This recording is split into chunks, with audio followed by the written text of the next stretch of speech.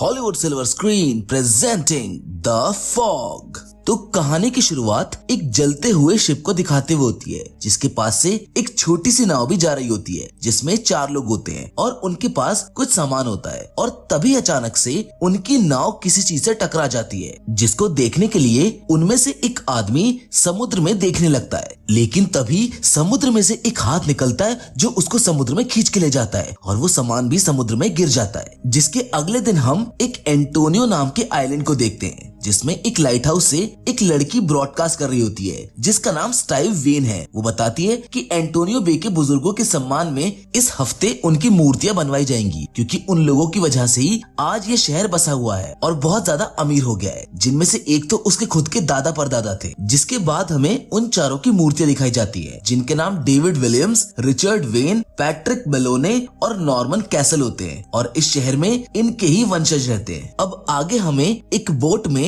निक और उसका दोस्त स्पूनर दिखाए जाते हैं, जो कि 2 और लोगों के साथ वहाँ पर फिश पकड़ने के लिए आए थे। जिसके थोड़ी देर बाद वो लोग वहाँ से जाने लगते हैं, मगर तभी उनकी बोट का एंकर एक पोटली में फंस जाता है, जो समुद्र में कई सालों से पड़ी हुई थी, जिसकी वजह से उनकी बोट डूबने वाली होती है। मगर कैसे न कैसे करके वो एंकर वहाँ से निकल जाता है और बोट बच जाती है। मगर उस एंकर से समुद्र में पड़ी वो पोटली खुल जाती है, जिसमें एक वॉच और एक कंघा भी होता है। अब आगे हम देखते हैं कि निक अपनी बोट का क्लच लेने के लिए मार्केट जाता है, जो कि उस हादसे में टूट गया था। जहाँ रास्ते में उसे एक लड़की मिलती है, जिसे लिफ्ट देने के लिए वो अपनी गाड़ी को रोक लेता है। पर जब वो उसके पास आती है तो उसे पता चल जाता है कि वो उसकी गर्लफ्रेंड एलिजाबेथ है, जो कि एंटोनियो आइलैंड से 6000 मील दूर रहती है। वो पूरे 6 महीने बाद निक से मिल रही थी। वो दोनों एक दूसरे को देखकर बहुत खुश होते हैं। जिसके बाद निक उसे भी अपने साथ क्लच लेने के लिए ले जाता है, जहाँ एलिजाबेथ के पास एक बूढ़ा आदमी आता है, जिसका नाम मैशन था।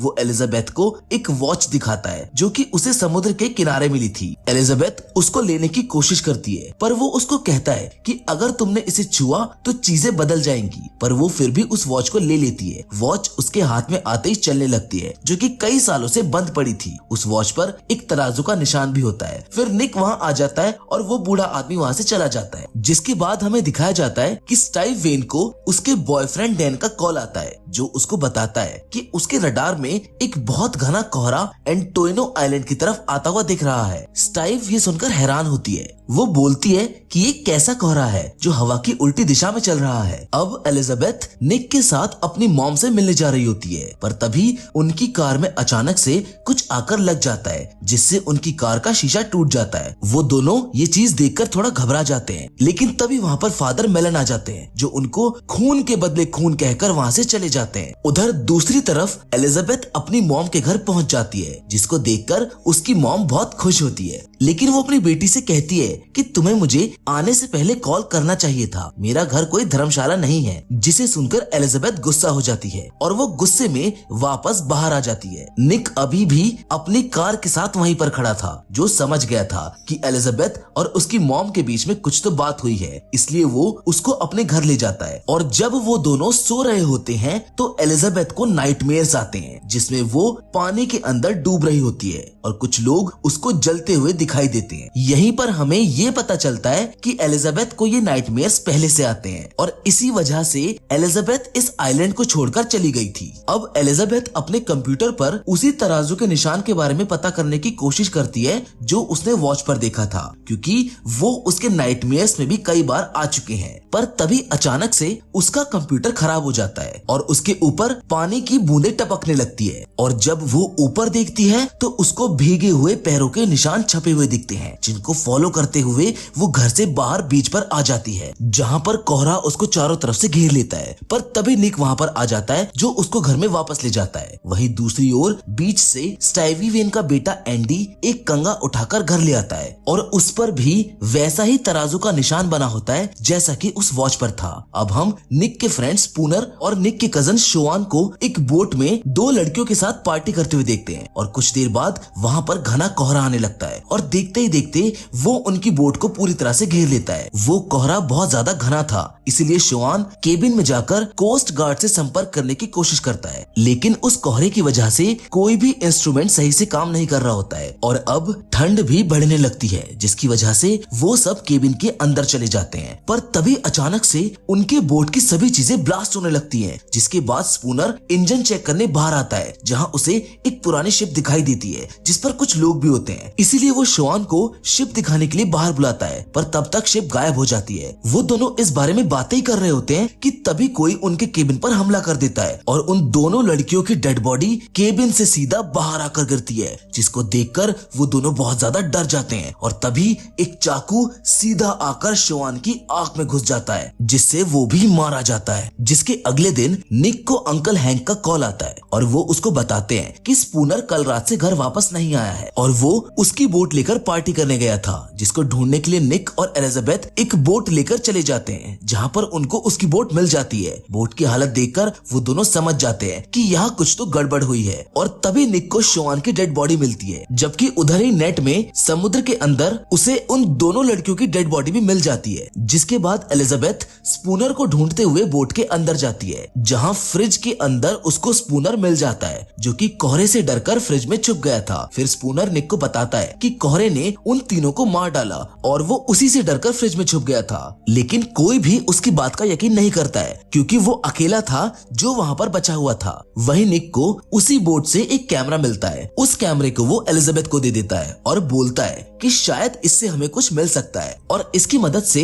हम स्पूनर को बेगुनाह साबित कर पाएंगे। एलिजाबेथ निक के बोट हाउस में उसी कैमरे की वीडियोस को देख रही होती है, जिससे उसे पता चल जाता है कि स्पूनर सच कह रहा था, उसी फॉग ने उन सबकी जान ली है। जिसके बाद एलिजाबेथ कैमरा लेकर वहां से जा रही होती है, मगर तभी उसका पैर स्लिप हो जाता है, जिसकी वजह से वो और कैमरा दोनों पानी में गिर जाते हैं। एलिजाबेथ पानी से निकलने की कोशिश करते हुए वॉल के पास पहुंच जाती है, जिसके अंदर से उसको एक बहुत पुरानी नोटबुक मिलती है, जिसको पैट्रिक मेलन ने लिखा होता है, जिसको लेकर वो फादर मेलन के पास चली जाती है, जो कि मेयर टॉम मेलन के बेटे हैं। एलिजाबेथ उनसे उस नोटबुक के बारे में पूछती है, पर वो उसे कुछ भी नहीं बताते हैं और यहाँ से चली जाओ, यहाँ कोई सेफ नहीं है कहते हुए वहाँ से चले जाते हैं। एलिजाबेथ को ये सब बहुत अजीब लगता है, इसलिए वो उस नोटबुक को लेकर निक के पास जाती है, जहाँ उन दोनों को सब सच पता चल जाता है कि कैसे उनके बुजुर्गों ने इतने सारे लोगों का खून करके इस शहर को बसाया था। दरअसल एक आइलैंड जिसका नाम प्रिंस विलियम आइलैंड था, जो कि व्यापार का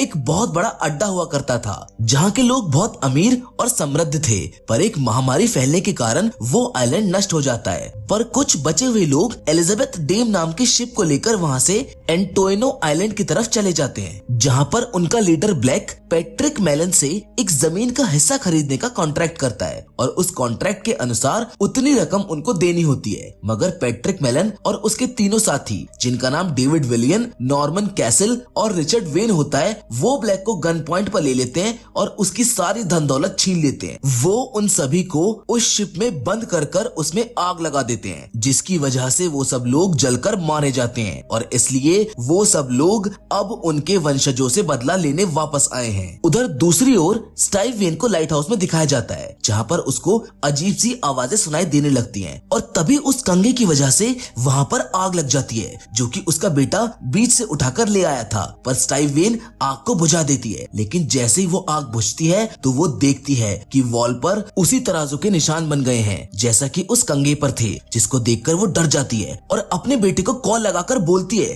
कि तुम बीच से कोई भी सामान उठाकर घर नहीं लाओगे जब तक कि मैं तुम्हारे साथ ना चलूं। उधर दूसरी ओर हम निक को स्पूनर के साथ हॉस्पिटल में देखते हैं और वहीं एलिजाबेथ मॉर्चुरी में उन तीनों की डेड बॉडी देखने जाती है, जहां अचानक शॉन की बॉडी उठकर एलिजाबेथ को पीछे से आकर पकड़ लेती है और खून के बदले खून कहते ही शॉन की डेड बॉडी जमीन पर गिर जाती है। फिर हम वापस से मैशन को बीच पर देखते हैं, जो कि वहां पर कुछ ढूंढ रहा होता है और तभी उसे रेत में एक दबी हुई रस्सी मिलती है। वो उसको उठाकर खींचने लग जाता है, जिसको देखकर ऐसा लग रहा होता है जैसे वो कोहरे को अपनी ओर खींच रहा हो, जिसको स्टाइव वेन का बेटा भी देख रहा होता है और तभी कोहरा उसके पीछे लग जाता है, मगर वो वहां से भागते हुए अपने घर के अंदर चला जाता है और उसकी नानी दरवाजा दरवाजा बंद कर देती है। मगर अब कोहरा पूरे आइलैंड को चारों तरफ से घेर चुका होता है। दूसरी तरफ डैन और स्टाइव वेन वीडियो कॉल पर बात कर रहे होते हैं कि तभी डैन के सारे सिस्टम खराब हो जाते हैं और वहाँ की लाइट भी चली जाती है, लेकिन उसका लैपटॉप अभी भी चल रहा होता है। और तभी अचानक से डैन के दरवाजे पर कोई दस्तक देता है। स्टाइव वेन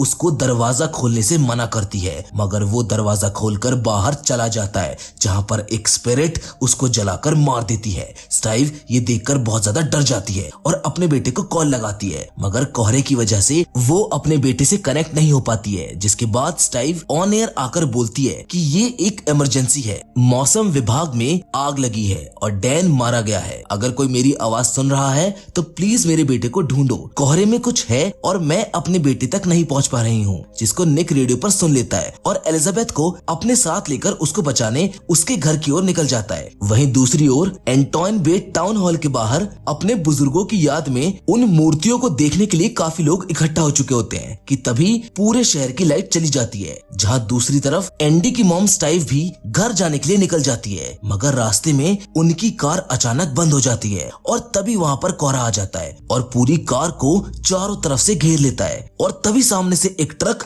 उसकी कार को जोरदार टक्कर मारता है, जिसकी वजह से उसकी कार लुढ़कते हुए पानी में गिर जाती है। जहाँ स्टाइव पानी में से निकलने की पूरी कोशिश करती है, लेकिन तभी वहाँ पर एक स्पिरिट आ जाती है और उसका पैर पकड़कर उसको पानी में खींचती है, मगर वो अपना पैर छुड़ाकर कैसे ना कैसे करके पानी से बाहर आ जाती है। उधर एंडी की नानी यानी कि स्टाइव की माँ को एक आत्मा ने जलाकर मार दिया होता है और एंडी अपने नानी के जले हुए कंकाल को देखकर बहुत ज्यादा डर जाता है और अपने रूम में जाकर छुप जाता है। पर कोहरा उसके रूम में भी घुस जाता है और वो स्पिरिट एंडी को मारने ही वाली होती है, लेकिन तभी निक शीशा तोड़कर एंडी को बचा लेता है और उसको कार में बैठाकर वो तीनों वहाँ से एंटोइन बे टाउन हॉल की तरफ निकल जाते हैं। जहाँ रास्ते में उनका एक बोट से एक्सीडेंट हो जाता है, जिसके बाद वो लोग वहाँ से पैदल ही आगे बढ़ने लगते हैं और तभी एंडी की मॉम भी उनके पास आ जाती है, जो एंडी को गले लगा लेती है। जिसके बाद वो सब मिलकर एंटोइन बे टाउन हॉल के अंदर चले जाते हैं, जहाँ पर एलिजाबेथ की मॉम और मेयर टॉम मेलोन भी होते हैं। पर थोड़ी देर बाद स्पूनर और फादर मेलोन भी वहाँ पर आ जाते हैं और वो सारे खिड़की दरवाजे बंद कर देते हैं, लेकिन तभी अंकल हैंक की बॉडी टाउन हॉल में आकर गिरती है, जिसकी वजह से अब कोहरा भी अंदर आ जाता है, जो सबसे पहले एलिजाबेथ की मॉम को मार देता है, जो कि डेविड विलियम्स की बेटी होती है। फिर बारी आती है फादर मेलन की, जिसको एक स्पिरिट बहुत बुरी तरह से मार डालती है। जिसके बाद ब्लैक टॉम मेलन को मारता हुआ एक कब्रिस्तान में ले जाता है, जहाँ पर वो सब स्पिरिट्स होती हैं, जिन्हें इन सभी के पूर्वजों ने मार दिया था। और फिर ब्लैक टॉम मेलन को कॉन्ट्रैक्ट पेपर देता है। ये वही कॉन्ट्रैक्ट पेपर था जो इनके पूर्वजों ने ब्लैक के साथ किया था, और वो कॉन्ट्रैक्ट पेपर देने के बाद ब्लैक टॉम मेलन को भी आग लगाकर मार देता है। इन सबको निक और एलिजाबेथ छुपकर वहीं से देख रहे होते हैं। जिसके बाद एलिजाबेथ ब्लैक के भूत के पास जाती है और ब्लैक भी उसके पास आ जाता है, और तभी वो एलिजाबेथ को किस करने लग जाता है और फिर एलिजाबेथ भी एक स्पिरिट बन जाती है। दरअसल एलिजाबेथ ब्लैक की वाइफ का पुनर्जन्म होता है और इसी वजह से उसको वो नाइटमेयर्स आते थे, और वो वॉच भी इसीलिए उसके हाथ में आते चलने लगी थी, क्योंकि वो वॉच उसी की थी। इन सारी चीजों को निक खड़ा हुआ देख रहा होता है, और देखते ही देखते वो सारे स्पिरिट्स और एलिजाबेथ गायब हो जाते हैं। अब सीधे यहाँ से सीन कट होता है और हमें अगले दिन का सीन दिखाया जाता है, जहाँ पर हम स्टाइव वेन और उसके बेटे को लाइट हाउस में देखते हैं, जहाँ पर स्टाइव सबको बता रही होती है कि कल क्या क्या हुआ था। ये सुपरनैचुरल एक्टिविटी उनके शहर में पहली बार हुई थी, जिसका कारण क्या है ये किसी को नहीं पता, और हर चीज एक ना एक दिन वापस जरूर आ जाती है। मतलब अभी भी खतरा टला नहीं है। और अब निक भी उस नोटबुक को समुद्र में फेंक देता है, इसी कोशिश में कि शायद अब ये डेडली कोहरा उनके शहर को परेशान नहीं करेगा। और इसी के साथ ये फिल्म यहाँ पर खत्म हो जाती है। हम उम्मीद करते हैं कि आपको ये कहानी पसंद आई होगी। बाकी ऐसी और भी इंटरेस्टिंग कहानियाँ आपको हमारे चैनल पर देखने के लिए मिल जाएंगी, पर फिलहाल तो आज की कहानी में बस इतना ही। लेकिन हम फिर से जरूर मिलेंगे एक और नई कहानी के साथ, पर तब तक के लिए धन्यवाद।